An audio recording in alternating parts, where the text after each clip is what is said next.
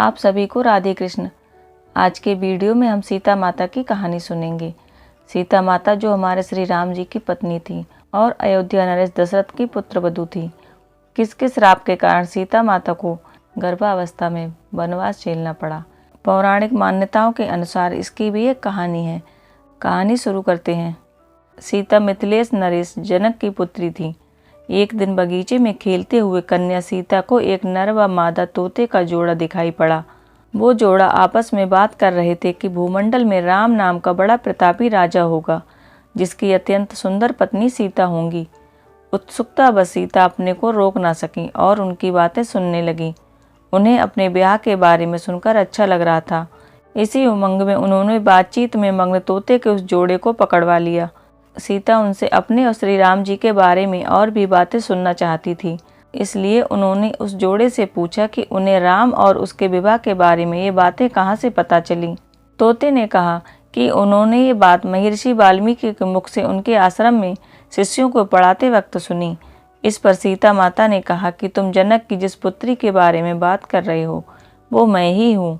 तुम्हारी बातें मुझे रोमांचित कर रही हैं, इसलिए अब मैं तुम्हें तब तक नहीं छोड़ूंगी जब तक मेरा विवाह श्री राम जी से नहीं हो जाता।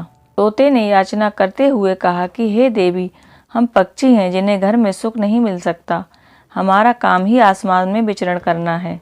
सीता ने नर तोते को आज़ाद कर दिया और कहा कि ठीक है, तुम सुख पूर्वक विचरो, परंतु तुम्हारी पत्नी को मैं तब तक नहीं छोड़ूंगी जब तक मुझे रामचंद्र जी प्राप्त नहीं हो जाते। नर तोते ने फिर गिड़गिड़ाते हुए कहा कि हे सीते, मेरी ये पत्नी गर्भ से है, मैं इसका वियोग सह नहीं पाऊंगा। कन्या सीता ने फिर भी मादा तोते को नहीं छोड़ा। इस पर क्रोध में आकर मादा तोता ने सीता को श्राप दे दिया कि जैसे तू मेरी गर्भावस्था में मेरे पति से मुझे दूर कर रही है, उसी प्रकार तुझे भी अपनी गर्भावस्था में अपने राम का वियोग सहना पड़ेगा। इतना कहते ही मादा तोते ने प्राण त्याग दिया। कुछ समय बाद वियोग में व्यथित नर तोते ने भी अपने प्राण दे दिए।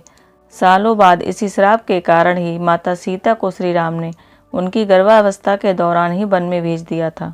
ऐसा माना जाता है कि वही नर मादा तोते का जोड़ा अगले जन्म में धोबी के रूप में अयोध्या में जन्म लिया और उसी धोबी के कारण माता सीता को वनवास झेलना पड़ा।